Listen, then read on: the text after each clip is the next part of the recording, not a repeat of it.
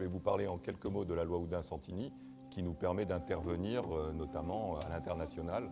Donc c'est une loi qui date de 2005 et qui a comme vocation d'encadrer cette aide à l'international, et elle permet sur une collectivité, un syndicat d'eau potable ou d'assainissement ou l'agence de l'eau de prendre 1% de son budget pour l'affecter à des actions à l'international. Nous avons utilisé cet argent pour financer durant les années qui viennent de s'écouler différents projets, dont celui d'Oulan-Bator.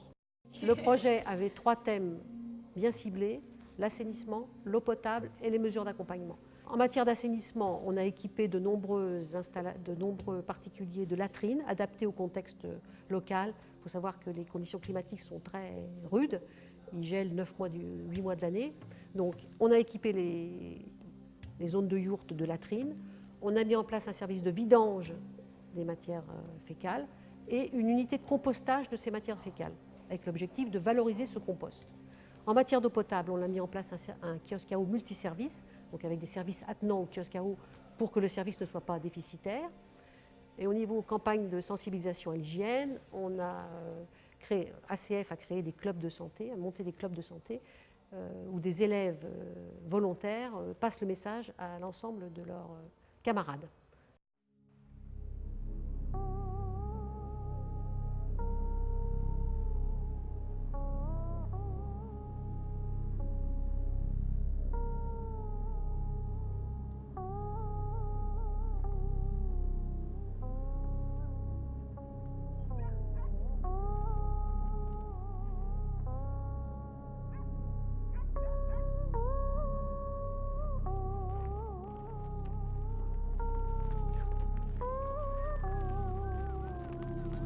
Намайг Доржидынгийн гамболт гэдэг.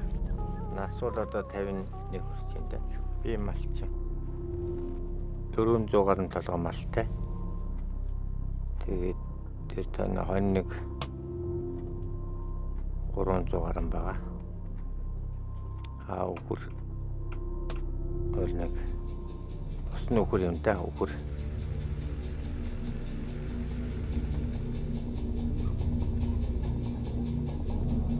Яг тэгэл амьдрах нөхцөл болж байгаа юм шиг одоо яг хот руу зүглэж угаасаа тэ малтай байхдаа 400 гаруй малтай байсан. Тэр мал чинь тэгэл гам болоод алхахын надад тэгэл ерөөсөө өхөөл тэгэл дуусна.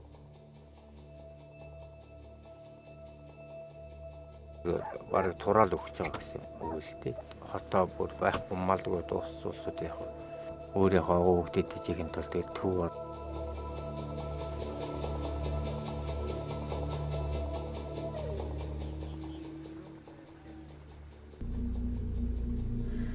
гэр орноо л аваад ирсэн.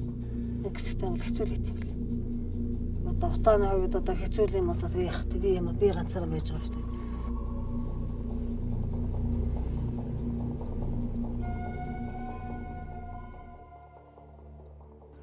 Тамал хариулж байгаа манайдад бол өөрчлөгдөж байгаа нь мэдрэгдэж байна.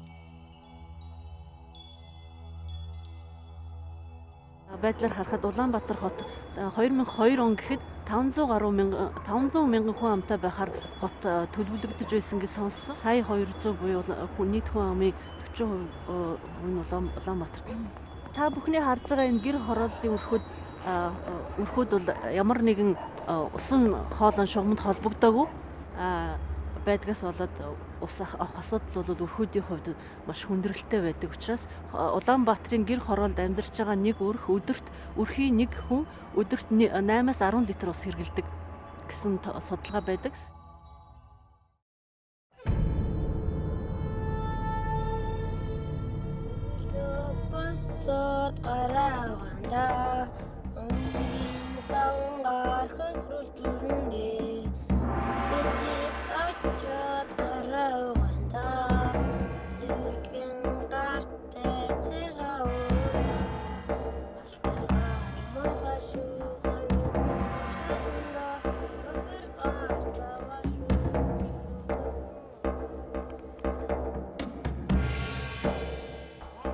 Намайг дагадлаа гэдэг би 11 настай.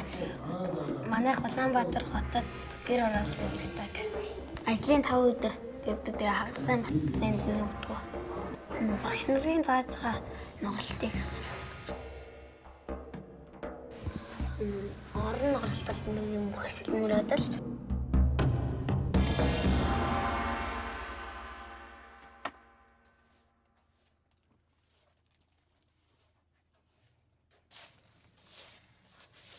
Агаар шүрдээд гаягаа угаагаад шалмалаа угаагаад тоосмосоо авалдаг л. ACF a proposé de fabriquer 7000 containers qui permettent d'assurer le transport des kiosques à eau vers le domicile. Souvent, c'est une fonction qui est attribuée aux enfants et ils utilisent actuellement des bidons issus de l'industrie chimique qui posent des problèmes de pollution. Тэрэгдэр тэгэл.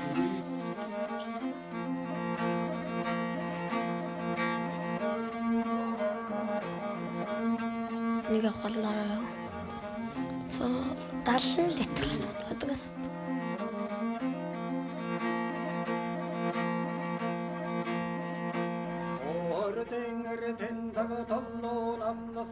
За би одоо Сэдэн дам гэдэг миний нас 55. Энэ даваа далайгийн юм. 7 өнөخت ч одоо нэг 4 өдрөнд тус авдаг байх та. Зах дээрс. Энэ угаасаа хуучин юмтай л байсан сав зардаг юм байл шүү дээ. Цоошин сав гэж байдаг юм шиг.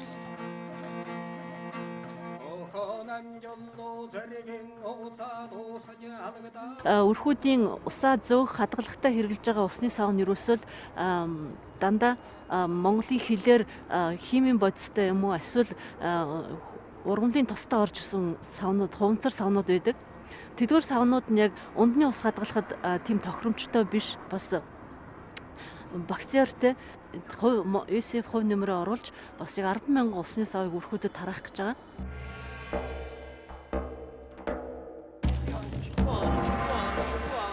Тэгээд бас мод цайлан байвал ялгаж байгаа шүү дээ. Модаг шинэ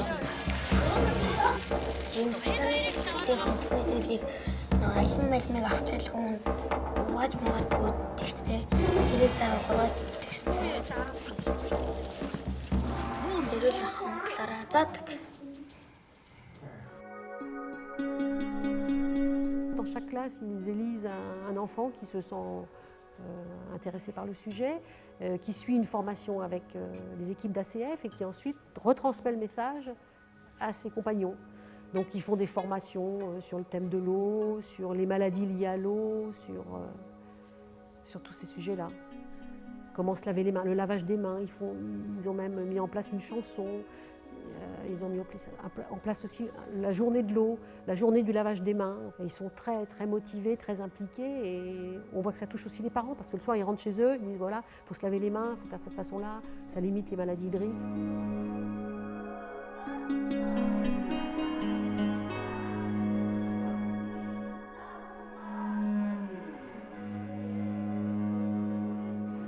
Энэ хичээл сургуулиуд нь байгальтайгаа орчинтойгоо холбоотойгоор төд ойлгуулах хүүхд бидний хичээлийг ойлгосноор ямар нэгэн одоо өвчлөлөөс ямар нэг өөртөө шалтгааллах эрсдлээс өөрийгөө хамгаалж чадна.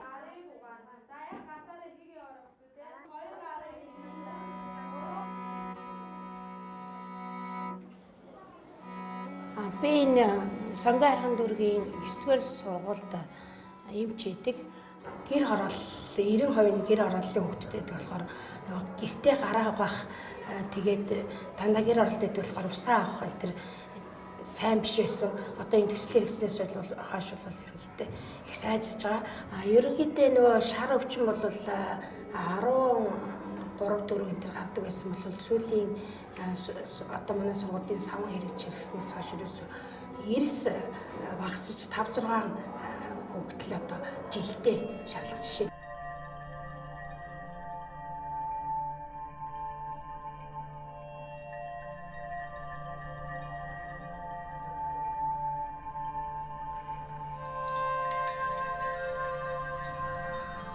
Тэгээд энэ маань яг шууд газраа ухаад хашаанд байгаа жорлон дүүрхүүл айлууд маань яг тэр жорлонгоо булаад дараагийнхаа нүхийг шинээр ухаад хөрсний усны бохирдлыг үүсгэж байгаа.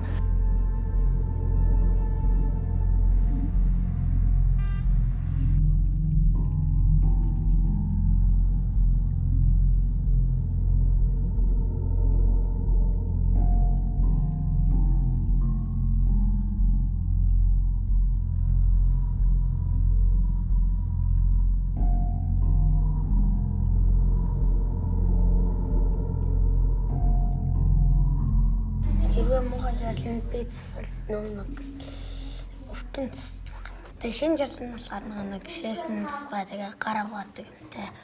Тэгээд цэвэр тиймэрхүү.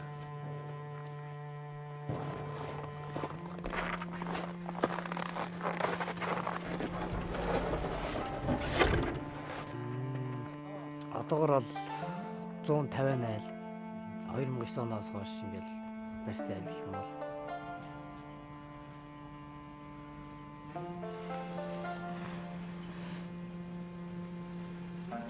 Энэ жорлон маань одоо нэгсэндээ өтгөн шээс хоёр нь тусдаа тусдаа буюу шээс нь газрын хөрчлөж ингэдэг өтгөн нь болохоор өтгөнийг одоо манах аваад бордоо хийн тийм бордоо болдог.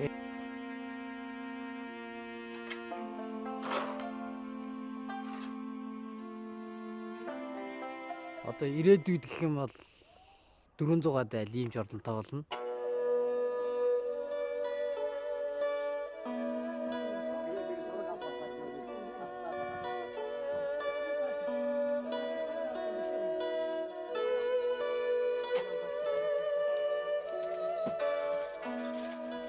Ирээдүйдээ сайхалаа өвчнгүй ирүүлээ.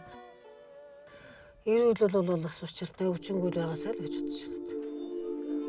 Il y a vraiment ils sont très impliqués, très motivés. Et ça m'a beaucoup surpris. C'est surtout cet aspect sensibilisation à l'hygiène qu'ils ont bien intégré. Et c'est vraiment super de voir des gamins se mobiliser sur ce sujet-là. C'est super.